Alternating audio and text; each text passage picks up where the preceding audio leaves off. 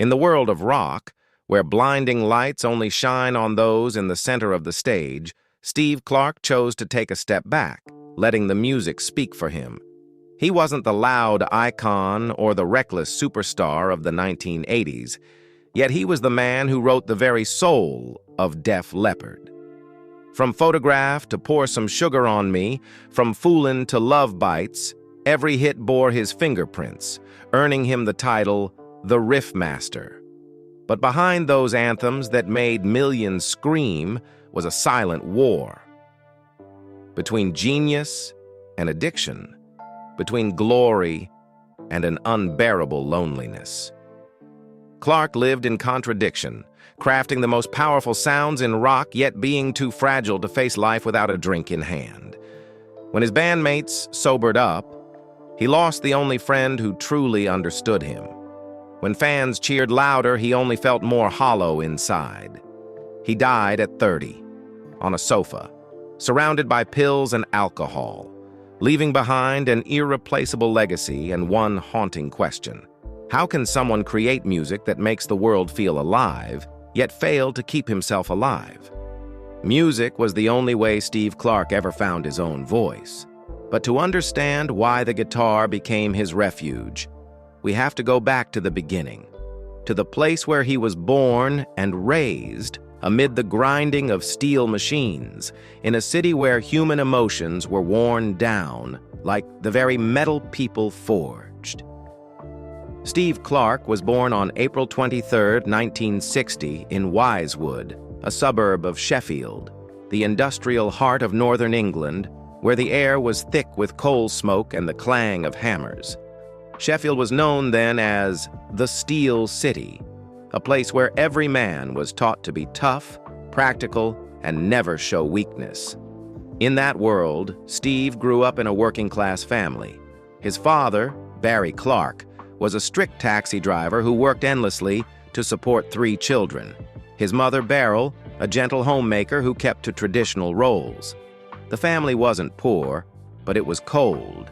And inside that small house, Steve, the second child, quickly learned that to earn his father's approval, he had to be strong, to be a real Sheffield man.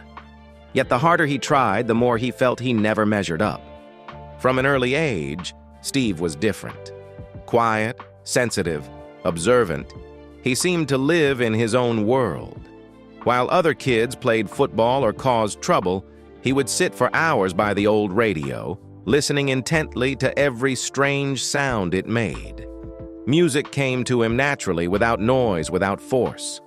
At 6 years old, his mother took him to see Cliff Richard and the Shadows perform, and that single night changed his entire world. For the first time, he understood how sound could move people so deeply. At 11, his stern father, perhaps wanting to test whether his son was truly serious, bought him his first guitar. It wasn't a gift, it was a challenge. His father demanded discipline, that Steve learn properly, as if it were a trade. Steve obeyed. He began studying classical guitar, practicing every chord, every finger position, with the diligence of an apprentice forging his first sword.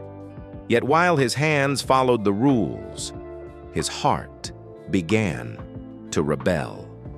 At 13, during a visit to a friend's house, Steve heard his first Led Zeppelin album. From the very first notes, Jimmy Page blew his world apart. He realized that music wasn't just technique, it was soul.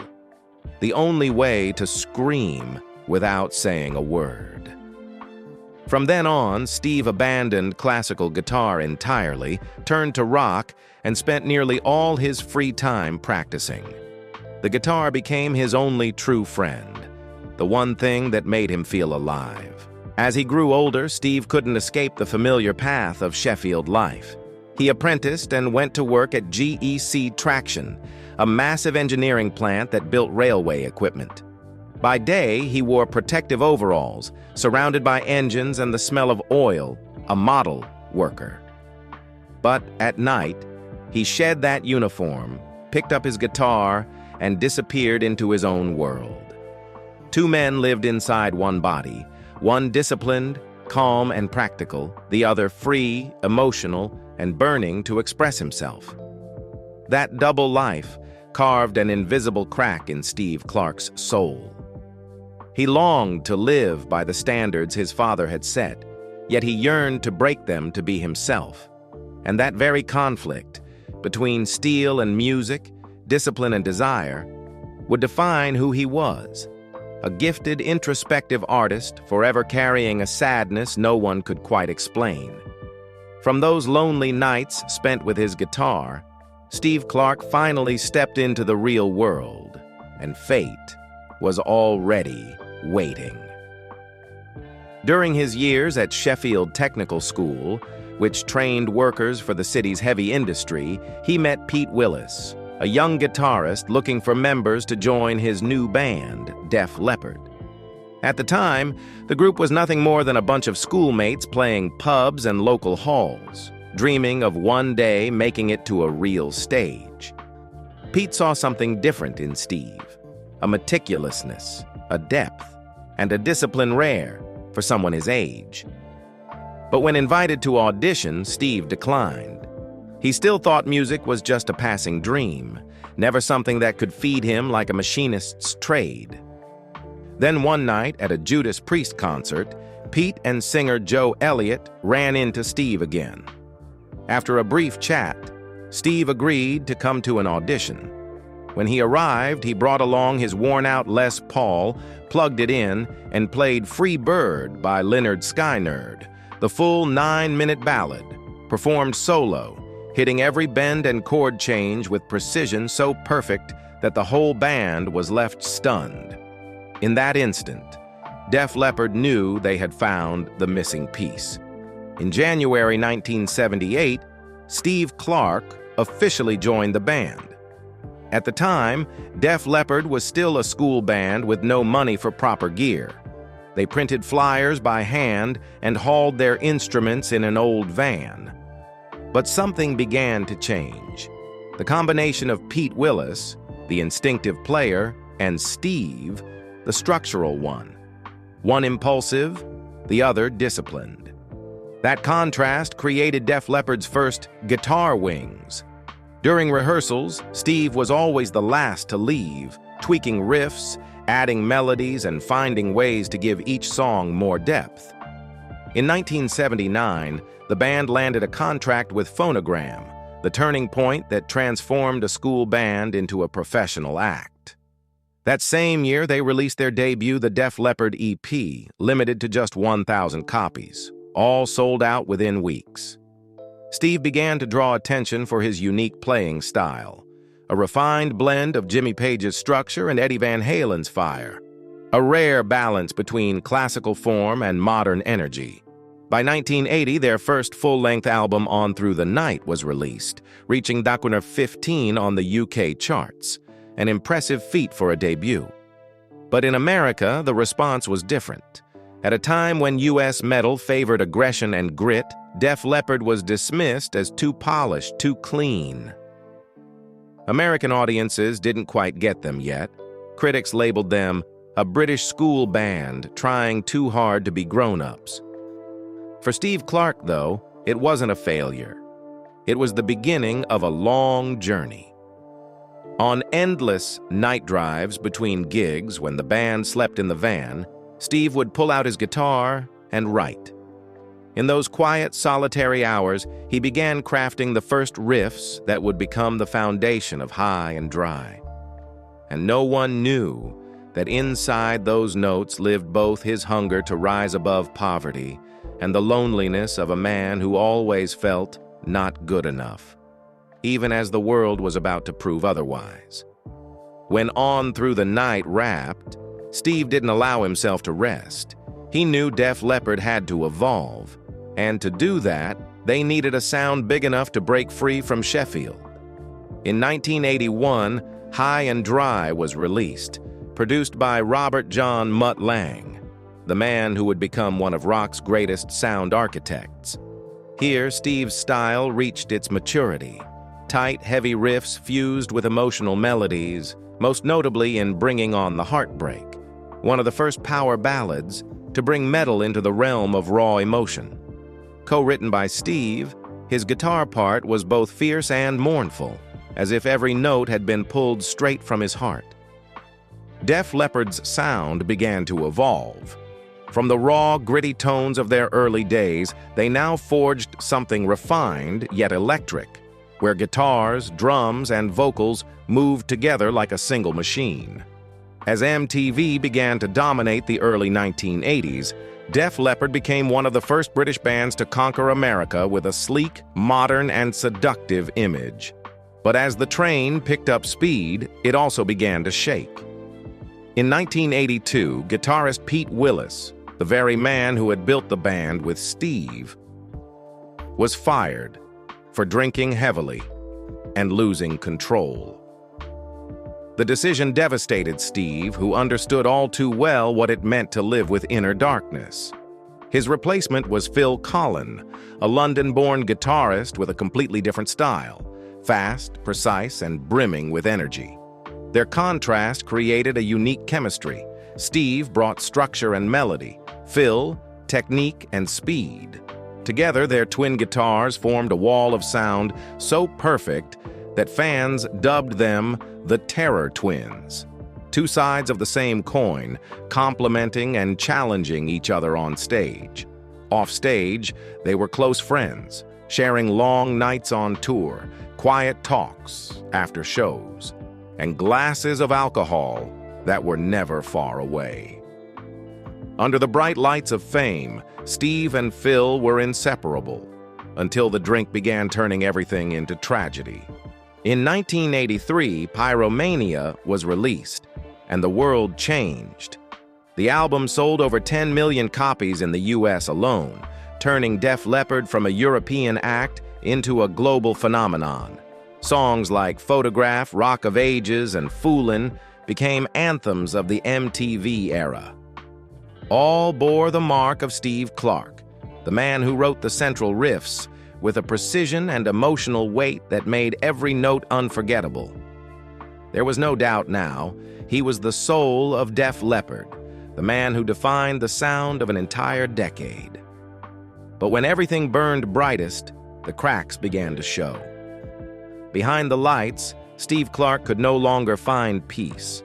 The pressure to write hits, endless tours, and the feeling of being consumed by his own success drove him deeper into alcohol, not for pleasure, but for survival. Each night before stepping on stage, he needed the drink to convince himself he was strong enough, rock enough. The bottle became his armor, hiding the fragility he could never admit. And from there, the spiral began. A genius at the height of his power, unknowingly writing the first lines of a tragedy that no one could stop. When the glory of Pyromania was still blazing, fate had already sewn into Def Leppard a wound that would never heal. In 1984, while the band was taking a short break to prepare for their next album, drummer Rick Allen suffered a horrific car accident on the highway and lost his entire left arm.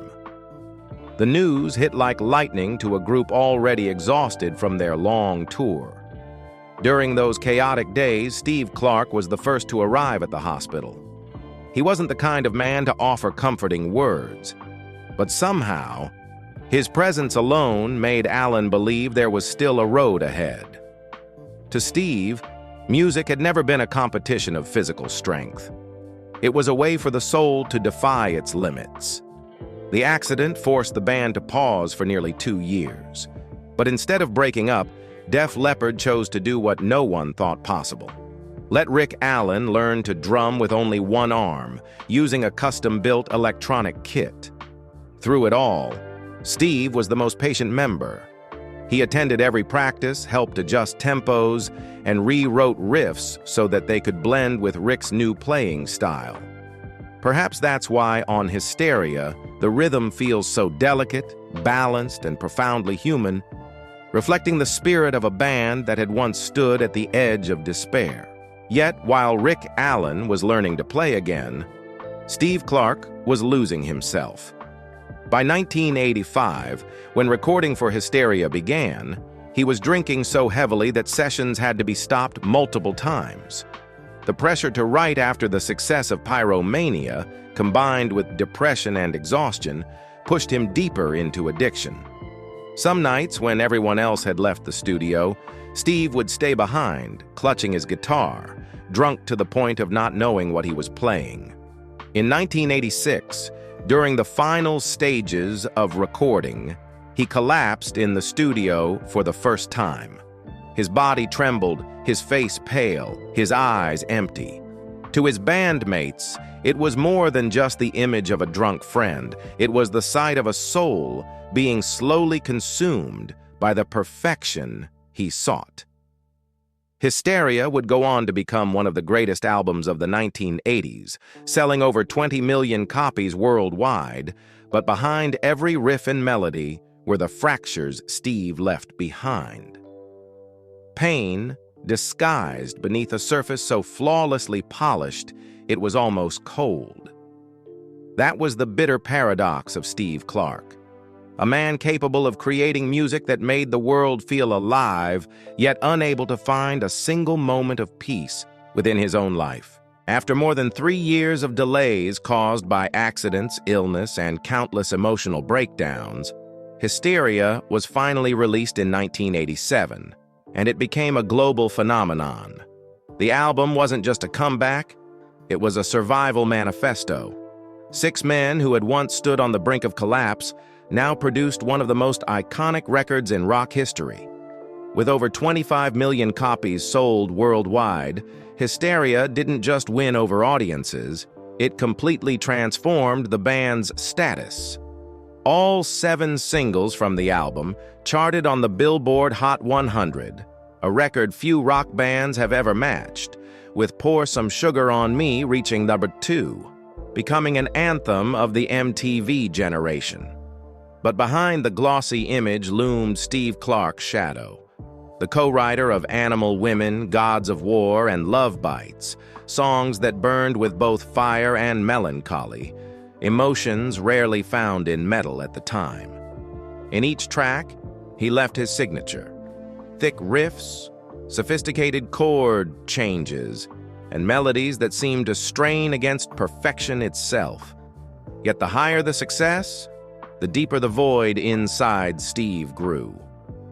When Def Leppard launched the Hysteria World Tour in 1988, a grueling 15-month marathon with over 250 shows, grossing more than $50 million, Steve was no longer himself. He often drank right before performances, forcing the band to assign people to monitor him and hide the alcohol backstage. Once, tensions erupted between the 2 guitarists, Phil Collen and Steve, when Phil could no longer bear watching his friend destroy himself on stage. The confrontation wasn't out of anger, but despair. Steve simply fell silent, quietly admitting that he knew he was ruining everything. And in truth, he was. By 1989, when the tour ended, Def Leppard was forced to take an extended break. The whole band was drained, but Steve was fading. He agreed to enter rehab in Minnesota, but escaped just a few weeks later, at a time when the world believed Steve Clark was enjoying the height of fame. He was instead living alone in a small London flat, writing music by himself and filling notebooks with weary reflections on the emptiness among the crowd. He had once dreamed of hearing fans chant his name. But when it finally happened, all he could hear was the echo reverberating in his own head. And from that moment on, the musician who had once reached the summit of glory began his free fall, not from music, but from life itself. After 1989, when Def Leppard went on hiatus to recover from the exhausting Hysteria tour, Steve Clark all but vanished from public view. The band thought he was resting, but in truth, Steve was living quietly in his London apartment with Janie Dean, the woman who had been by his side for nearly a decade. They had met in the early 1980s at a post-tour party.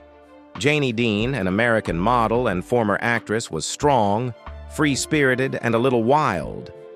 The kind of woman who both fascinated and frightened Steve. In a world of flights, parties, and thousands of anonymous faces, Janie became one of the few people who made him feel real. The two soon moved in together in London. Outwardly, they looked like the perfect couple, the rock star and the fashion model. But inside, their relationship was full of contradictions. Steve needed love as an anchor, while Janie had to learn how to live with a man torn between two extremes: genius and self-destruction. When sober, he was gentle, thoughtful, and spoke about music with a light in his eyes. But when alcohol took over, Steve became someone else, silent, distant, and lost, even within his own home. During the recording of Hysteria, Janie was often the only person who could pull him back to reality after his endless binges. She cared for him, took him to treatment, waited backstage, and truly believed love could save him. But slowly, she too was pulled into the spiral of exhaustion and despair. The harder she tried to hold on, the farther Steve slipped away. When the band toured for months at a time, Janie stayed home alone, watching the man she loved disappear behind the fog of alcohol and sleepless nights. By the late 1980s, they became engaged. Friends called it a turning point, that Steve finally wanted stability, wanted to live for someone other than himself. But the truth was, he was already falling apart. There were no children, only fragile promises between two wounded souls. Janie wanted to save him, but Steve only wanted to disappear. Their apartment became a refuge for two lost spirits, loving each other through pain, clinging to one another just to avoid facing themselves. Their love didn't end with a fight or betrayal. It faded quietly, like a candle burning out while no one noticed. When Def Leppard took an extended break in 1989, Steve became almost completely isolated, with Janie as the only person left by his side. Yet even she couldn't pull him back from the edge. By the end of 1989, the tragedy Def Leppard had long feared finally arrived. One night in Minneapolis, Steve Clark was found unconscious on the street, his blood alcohol level at 0.59. A staggering figure, nearly 1.5 times the level that had killed John Bonham of Led Zeppelin. He was immediately taken to the Hazelden Clinic in Minnesota, a world-renowned rehab center. When producer Mutt Lange came to visit, he reportedly said just one chilling sentence: his skin looked like that of a dead man. The band was devastated with worry. Doctors advised each member to write a letter to Steve to remind him of their friendship, the music, and how terrified they were of losing him. The letters were read aloud in the treatment room, but Steve just sat there in silence. No anger, no reaction, just emptiness, which told them he had gone too far. After that, the group decided to give him 6 months off. Go home and try to live like a normal person. Steve moved to Chelsea, London, to live with Janie Dean, trying to start over, but normal had never been in his nature. Every night he still went out, drifting from one bar to another until he staggered home. One night he fell down the stairs and broke a rib, an injury that seemed minor but would later prove fatal. When doctors prescribed painkillers and tranquilizers, they warned him never to mix them with alcohol. But he couldn't stop.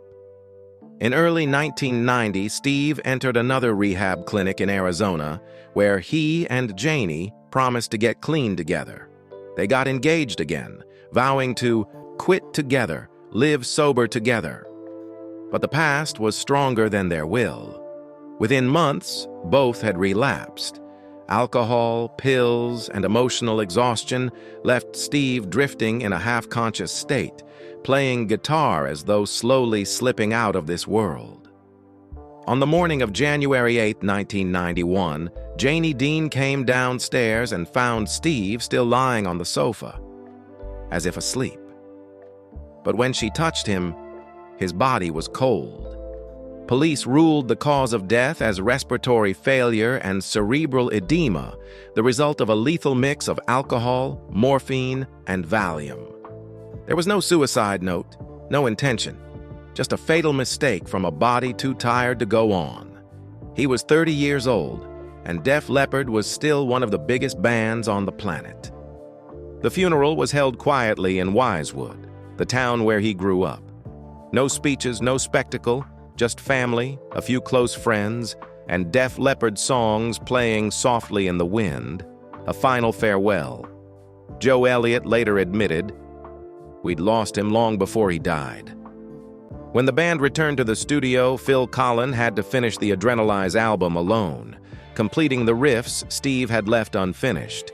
He described it as like playing with a ghost, every note still breathing with the spirit of the man who was gone. When Adrenalize was released in 1992, topping both the UK and US charts, it no longer felt like a victory. It was a farewell to the heart that had once been the soul of Def Leppard. Steve Clark's death left a void that could never truly be filled. Not only in Def Leppard, but in the entire world of rock.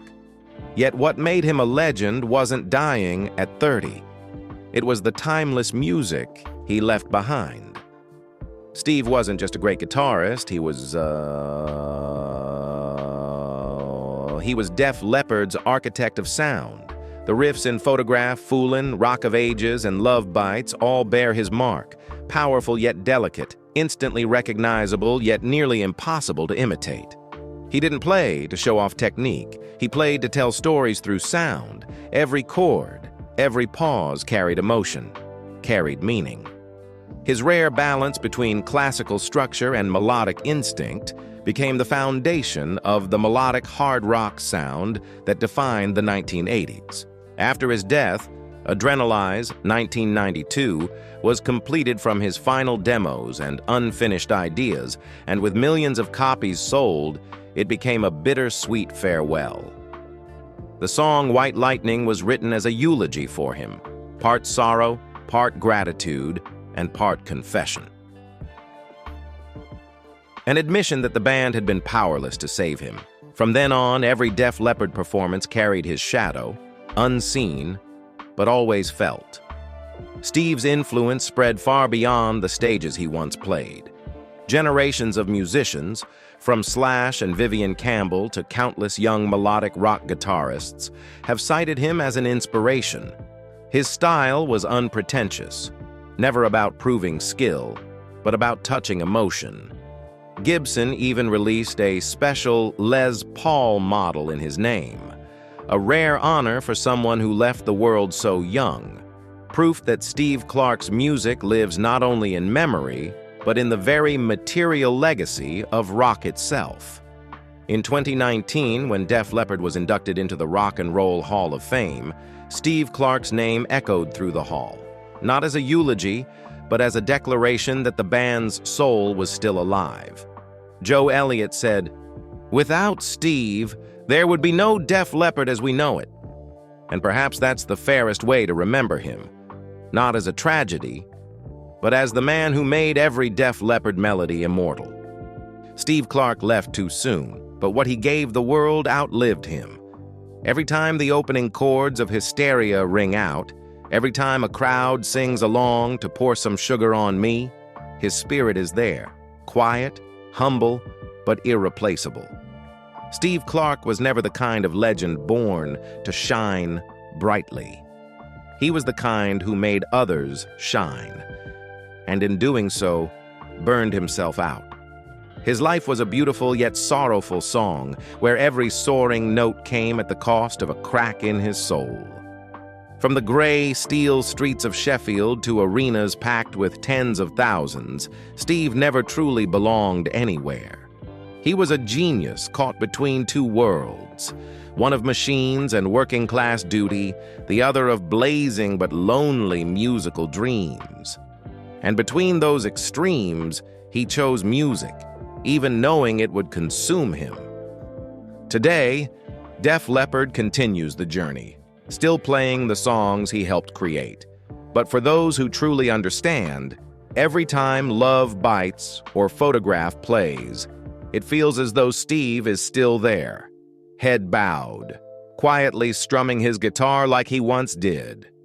He died at 30, but left behind what many never achieve in a lifetime, a pure soul and a sound that never fades. Perhaps the real tragedy of Steve Clark's life isn't his death. It's that the world only truly listened after his guitar fell silent forever. Do you remember the first time a riff made your heart stop for a moment? Share your thoughts below. Maybe, just maybe, that was Steve Clark, the man who made your heart tremble, even if you never knew his name. And if this story touched you, help keep it alive, so that a soul like Steve Clark's is never forgotten.